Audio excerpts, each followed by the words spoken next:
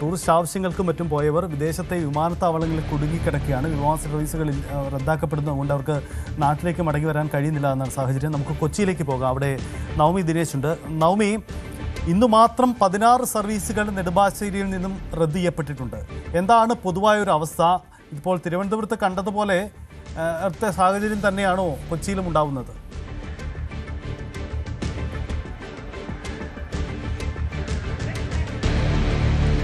സജിത്ത്, തിരുവനന്തപുരത്ത് നിന്നും വ്യത്യസ്തമല്ല നെടുമ്പാശ്ശേരിയിലെ അവസ്ഥയും. ഈ സമയത്തൊക്കെ എത്രമാത്രം ആളുകൾ തിങ്ങി നിറയേണ്ട ഒരു സ്ഥലമാണ്. വിജനമായി കിടക്കുന്നു. മറ്റ് ഇടങ്ങളിലേക്ക് പോകുന്നവർ മാത്രമാണ്. ഏറ്റവും കൂടുതൽ ഗൾഫ് രാജ്യങ്ങളിലേക്ക് ഏറ്റവും കൂടുതൽ ഫ്ലൈറ്റ് ഉള്ളത് നെടുമ്പാശ്ശേരി വിമാനത്താവളത്തിൽ നിന്നാണ്. അവിടുത്തെ അവസ്ഥയാണിപ്പോൾ. ഏകദേശം വിജനമായി തന്നെയാണ് കിടക്കുന്നത്. പലരും ആശങ്കയോടുകൂടി നിൽക്കുന്നവരുണ്ട്. മറ്റേതെങ്കിലും ഫ്ലൈറ്റ് ഉണ്ടാകുമോ, റീഷെഡ്യൂൾ ചെയ്തവർക്ക് പോകാൻ കഴിയുമോ എന്നുള്ളൊരു ആശങ്കയിൽ ഇവിടെ നിൽക്കുന്നവരുമുണ്ട്. 16 വിമാനങ്ങളാണ് റദ്ദാക്കിയിരിക്കുന്നത്. Dubai, Salalah, Doha, Abu Dhabi, Kuwait എന്നിവിടങ്ങളിലുള്ള വിമാനമാണ് റദ്ദാക്കിയിരിക്കുന്നത്. 11:30 സൗദി എയറിന്റെ ജിദ്ദ വിമാനം ഷെഡ്യൂൾ ചെയ്തിട്ടുണ്ട്. അതിൽ പോകാൻ കഴിയുമെന്ന് വിശ്വസിച്ച് നിൽക്കുന്ന പലരും ഉണ്ട്. ഇവിടെ പലരൊക്കെ അകത്തേക്ക് കയറിയിട്ടുണ്ട്. അധികൃതർ അവരെ നമുക്ക് നോക്കാം, ഏതെങ്കിലും ഫ്ലൈറ്റ് ഉണ്ടോ എന്ന് നോക്കിയ ശേഷം അവരെ 11:30 ഫ്ലൈറ്റിലേക്ക് പോകാൻ കഴിയുമെന്ന പ്രതീക്ഷയിൽ നിൽക്കുന്നുണ്ട്. നമുക്ക് ഈ ബോർഡിലേക്കൊന്ന് നോക്കാം. അതിലേക്ക് ജിദ്ദ വിമാനം 11:30, അത് പ്രീ ബോർഡിംഗ് ആണ്. ഇപ്പോൾ Sharjah, Doha, Kuwait, Abu Dhabi, Jeddah, Doha എന്നിവിടങ്ങളിലെ എല്ലാ ഫ്ലൈറ്റുകളെല്ലാം തന്നെ ക്യാൻസൽ ചെയ്തിട്ടുണ്ട്. മാലി, ദുബായ്, ഷാർജ ഉള്ളിടത്തേക്കാണ് ഉള്ളത്. മസ്കറ്റിലേക്കുള്ളതും ക്യാൻസൽ ചെയ്തിട്ടുണ്ട്. അതാണ് അവസ്ഥ.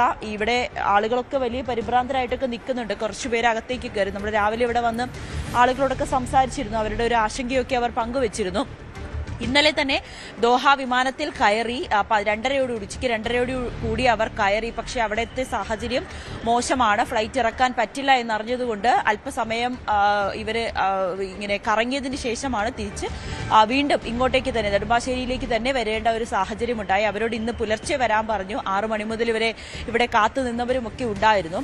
അതിനുശേഷം അല്പസമയം ഒരു 10 മണിയോട് കൂടിയാണ് അവർ അകത്തേക്ക് കയറിയത്. അവരോട് അധികൃതർ വന്ന് പറയുന്ന സാഹചര്യമുണ്ടായി. 11:30 ഫ്ലൈറ്റ് ഉണ്ട്, അതിലേക്ക് നമുക്ക് പ്രതീക്ഷിക്കാം, അതിലേക്ക് പോകാൻ കഴിയുമെന്ന് പ്രതീക്ഷിച്ചുകൊണ്ട് ബോർഡിംഗ് ചെയ്ത ആൾക്കാരുണ്ട്. ഇവിടെ കുറച്ചുപേരൊക്കെ നിൽക്കുന്നുണ്ട്. നമുക്ക് അവരോട് ചോദിക്കാം, എങ്ങോട്ടേക്ക് പോകാനായിരുന്നു? ഞങ്ങൾ ലണ്ടനിലാണ് പോകുന്നത്. അപ്പം മസ്കറ്റ് മാറിയിട്ട് പോകാൻ വേണ്ടി. ഇപ്പൊ എന്താ പറയുന്നത്? ഞങ്ങൾ വെയിറ്റ് ചെയ്യാം. ഇപ്പം ഞങ്ങളുടെ ഫ്ലൈറ്റ് ഡിലേഡ് ആണ്, പക്ഷെ കുഴപ്പമില്ലെന്ന് കാണിക്കുന്നത്. അറിയില്ല. ഇവിടെ വന്നപ്പോഴാണ് ഇവര് വല്ല ഇൻഫർമേഷൻ തന്നിരുന്നോ ഡിലേ ആണെന്ന്? ഞങ്ങൾക്ക് മെസ്സേജ് വന്നില്ലായിരുന്നു, പക്ഷെ ഓൺലൈൻ ആപ്പിനകത്ത് ഡിലേ എന്ന് കാണിച്ചായിരുന്നു. പിന്നെ അച്ഛൻ എയർലൈൻസിലാണ് വർക്ക് ചെയ്യുന്നത്. അപ്പൊ അച്ഛൻ ചെക്ക് ചെയ്യുന്നുണ്ടായിരുന്നു. എന്നാലും ചെറിയൊരു ആശങ്കയുണ്ട് അല്ലേ? ചെറുതായിട്ടുണ്ട്. ഇവിടെ എയർലൈൻസിൽ വർക്ക് ചെയ്യുന്നു എന്ന് പറഞ്ഞു.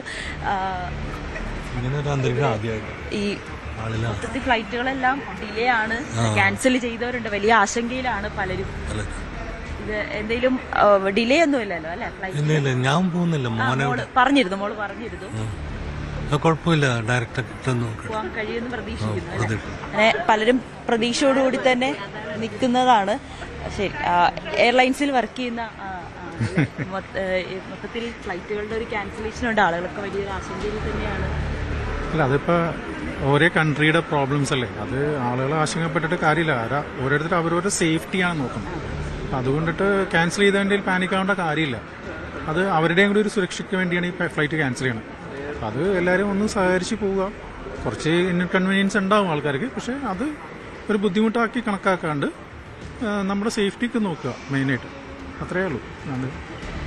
എയർലൈൻസിൽ വർക്ക് ചെയ്യുന്ന ഒരു ഉദ്യോഗസ്ഥൻ കൂടിയാണ് ഇപ്പോൾ സംസാരിച്ചത്. അദ്ദേഹം പറഞ്ഞതുപോലെ തന്നെ നമ്മുടെ സുരക്ഷയാണ്, അതിനു വേണ്ടിയിട്ടാണ് ഇത്തരത്തിൽ ഫ്ലൈറ്റുകൾ ക്യാൻസൽ ചെയ്യുന്നത്. അല്ലെങ്കിൽ കഴിയുന്നത്ര അവരെ എത്തിക്കുന്നതിന് വേണ്ടിയുള്ള ശ്രമങ്ങളൊക്കെ നടക്കുന്നുണ്ട്. പക്ഷെ നമുക്കറിയാം സജിത്ത്, എന്താണ് ഇപ്പോൾ നമ്മുടെ രാജ്യത്ത് നടക്കുന്നത്, അല്ലെങ്കിൽ ആ ഗൾഫ് രാജ്യങ്ങൾക്കൊക്കെ എത്രമാത്രം അവിടെ പോകുമ്പോഴുണ്ടാകുന്ന ഒരു ആശങ്ക, അത് ഒഴിവാക്കുന്നതിന് വേണ്ടിയിട്ടാണ്, അല്ലെങ്കിൽ എന്തെങ്കിലും ഒരു അപകടം ഒഴിവാക്കുന്നതിന് വേണ്ടിയിട്ടാണ് ഇത്തരത്തിലൊരു സുരക്ഷ സ്വീകരിച്ചിരിക്കുന്നത്. നമുക്ക് നേരത്തെ ഇവരൊക്കെ രാവിലെ മുതലേ ഇവിടെ ഇരിക്കുന്നവരാണ്. ചേച്ചി, എന്താ എത്ര മണിക്കാ ഫ്ലൈറ്റ്? 11:30. കയറാനുള്ള സമയമായില്ലേ? എനിക്കല്ല, മോള് അങ്ങ് പോയിട്ട് കേറിയിട്ടുണ്ട്. സൗദിക്കുള്ളത്. മറ്റേ പ്രശ്നമൊന്നും ഇല്ലെന്ന് പ്രതീക്ഷിക്കുന്നു. ബാക്കി ദൈവത്തിന്റെ. എപ്പോഴെത്തിയതാ? ഞങ്ങൾ ഒരു 8 മണിയായപ്പോ. അപ്പോൾ മോള് പോയിട്ടാട്ടെ വീട്ടിലേക്ക് പോകാന്നുള്ള കാത്തിരിക്കുകയാണ്. മകള് പോകാനുള്ളതാണ്. മകള് പോയി അതിന്റെ ഒരു എത്തും എന്നൊരു പ്രതീക്ഷയുണ്ട്. കാരണം ക്യാൻസൽ ചെയ്ത് കഴിഞ്ഞാൽ വലിയ പ്രശ്നമാണ്. ഏറ്റവും പ്രധാനപ്പെട്ട കാര്യം സജിത്ത്, പലരും ജോലിക്ക് ഇപ്പൊ വിസ അവധിയൊക്കെ കഴിഞ്ഞ് തിരിച്ച് ജോലിക്ക് കയറേണ്ട സമയമാണ്. അങ്ങനെയുള്ളവർക്ക് വലിയ ആശങ്കയാണ്. ജോലിക്ക് പോകണം, അവിടെ തിരിച്ചു കയറണം, റിപ്പോർട്ടിംഗ് ടൈമുണ്ട്, അവർക്ക് അതിന്റെ ഒരു ആശങ്കയുണ്ട്. പക്ഷെ ഇപ്പോഴത്തെ സാഹചര്യം നമുക്ക് മനസ്സിലാകും. മറ്റ് ബന്ധുക്കളുടെ അടുത്തേക്ക് പോകേണ്ടതുണ്ട്. അതോടൊപ്പം തന്നെ അവിടെ നിന്ന് ഗൾഫ് രാജ്യങ്ങളിൽ നിന്നും തിരിച്ചു നാട്ടിലേക്ക് വരേണ്ടവരുടെ അവസ്ഥ അത് തന്നെയാണ്. സന്തോഷത്തോടുകൂടി തിരിച്ച് നാട്ടിലെത്താമെന്നൊരു പ്രതീക്ഷയിൽ ബാഗൊക്കെ പാക്ക് ചെയ്തിരിക്കുന്നവരെ സംബന്ധിച്ച് ഈ ഫ്ലൈറ്റ് ക്യാൻസലായി ഇത്രയും വലിയൊരു അപകട സാഹചര്യമാണ് എന്ന് അറിയുമ്പോഴുണ്ടാകുന്ന ആശങ്കയും അത് മറ്റൊരു തരത്തിലാണ്. അങ്ങനെ നെടുമ്പാശ്ശേരിയിലെ അവസ്ഥയാണ് ഇപ്പോൾ നമ്മൾ കണ്ടത്. രാവിലെ നമ്മൾ ഇവിടെ എത്തിയപ്പോൾ മുതൽ ഇത് തന്നെയായിരുന്നു. പലരും ആശങ്കപ്പെട്ടിരിക്കുന്നുണ്ടായിരുന്നു. അവരുടെ വിഷമം നമ്മളോട് പങ്കുവച്ചിരുന്നു. പലരും ഇപ്പോൾ ഉള്ളിലേക്ക് കയറി 11:30 ഒരു ഫ്ലൈറ്റ് ഉണ്ട് ജിദ്ദയിലേക്ക്. അതിൽ അവിടേക്ക് എത്താൻ കഴിയും എന്നൊരു പ്രതീക്ഷയിൽ തന്നെയാണ് പലരും നിൽക്കുന്നത്. സജിത്ത്, നവമി സൂചിപ്പിച്ചതുപോലെ അസാധാരണമായ പ്രതിസന്ധിയാണ്. പൊടുന്നനെയാണ് പൊട്ടിപ്പുറപ്പെടുന്നത്. അതുണ്ടാക്കുന്ന സാഹചര്യങ്ങൾ, തങ്ങളുടെ യാത്രകൾ മുടങ്ങുന്നു, അതിൻ്റെ ബുദ്ധിമുട്ടുകളാണ്. ഇപ്പോൾ നമ്മൾ കാണുന്ന ദൃശ്യങ്ങൾ ഇറാനിൽ നിന്നുള്ള ദൃശ്യങ്ങളാണ്.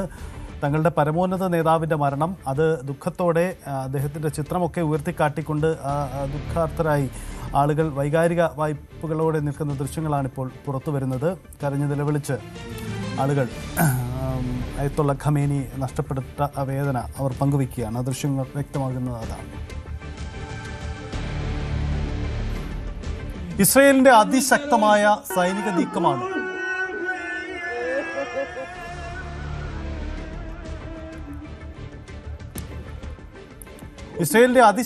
സൈനിക നീക്കമാണ് അയത്തുള്ള ഖമേനിയുടെ ജീവനെടുത്തത്.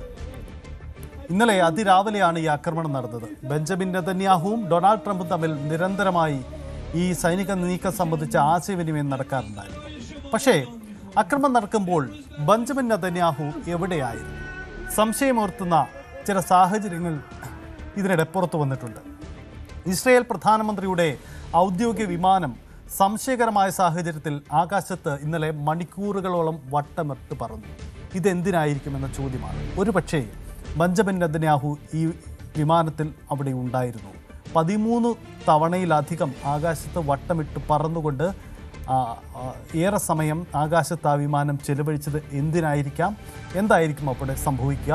ബെഞ്ചമിൻ നെതന്യാഹു ഇപ്പോൾ എവിടെയുണ്ട്? അങ്ങനെ ഇപ്പോൾ നമ്മൾ ദൃശ്യങ്ങളിൽ കാണുന്നത് ആ ബെഞ്ചമിൻ നെതന്യാഹുവിൻ്റെ ആ ഫ്ലൈറ്റ് റഡാറിൻ്റെ ചില വിശദാംശങ്ങളാണ്. അതായത് ഇസ്രയേൽ പ്രധാനമന്ത്രി അദ്ദേഹത്തിൻ്റെ ഔദ്യോഗിക വിമാനം ബോയിങ് 767-338 എന്ന ഔദ്യോഗിക വിമാനം, ഒപ്പം തന്നെ 4X-1SR, ഈ 2 വിമാനങ്ങളാണ് സാധാരണ ഔദ്യോഗിക ആവശ്യങ്ങൾക്ക് വേണ്ടി ഉപയോഗിക്കുന്നത്.